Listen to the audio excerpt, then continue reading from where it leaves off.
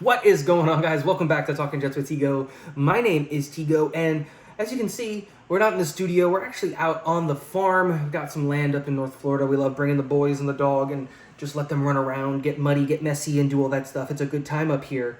But I did want to do a video talking about what Damien Woody, former New York Jet offensive lineman, said on Twitter about the offensive line and a key piece that he feels is going to be in defining this offensive line and kind of expanding on that thought process, and why I agree with Damien about this player. So without further ado, let's just read what Damien Woody said on Twitter, at Damien Woody. For my Jets fans, I think Carter Warren is going to be a key guy this offseason. I thought he showed some glimpses out there. He needs to have a big offseason and be a part of the solution for their offensive line. Y'all gotta understand, Jets aren't going to be flush with all this cash to go and get a bunch of new starting offensive linemen. You gotta draft/develop these guys. And those were his two tweets that he said about the offensive line. And I found this very interesting because this has been something that I have been mulling over in my mind as I try to think in terms of what is Joe Douglas going to do with this offensive line this offseason, in an offseason where we are limited in terms of money that we can spend, and we do have clear holes that, in theory, take priority over the offensive line. And what I mean by that is there are positions where we literally don't have people signed to the roster. Like, we have one safety and one interior defensive lineman currently signed to the roster. That's Tony Adams and Quinnen Williams. Because all three of the other safeties that were on the roster are free agents in Ashton Davis, Chuck Clark, and Jordan Whitehead. And all of our interior defensive linemen were either poached from us because they were practice squad guys or something like that, or are free agents and they're walking away. And filling out a roster takes priority of filling out a hole, right? And you need to go get safeties, and that's not going to be cheap, because even if you bring Chuck Clark and Ashton Davis back, that's like $6 million between the both of them probably. Each one probably gets about $3 million a year. You got to get 3 interior defensive linemen. That's probably going to be anywhere from $10 to $15 million for the 3 of them.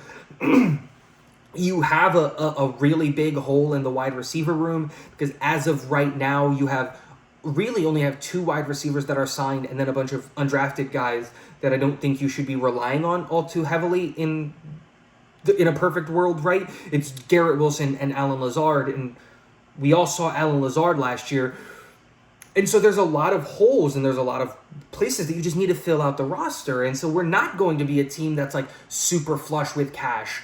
And yeah, we can manipulate the cap and restructure, and I'll do a video talking about how much money we can free up and all of those things. But if Carter Warren can step up and really be a solution and an answer to the right tackle problem, it really should and can be a sigh of relief for the New York Jets front office and Joe Douglas and, our offensive coaching staff. And he's right.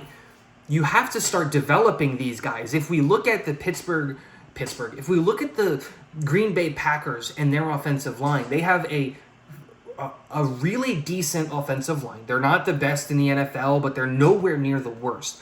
They're a good offensive line, and they don't have a single first-round pick across all 5 of their starters.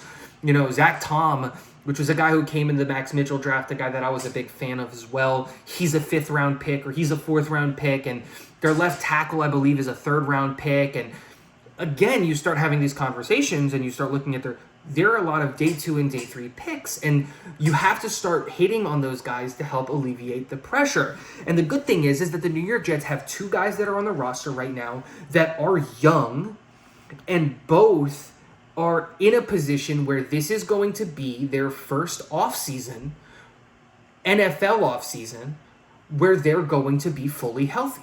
And they're going to be able to go out there, build the muscle, and work on technique, and not just be rehabbing.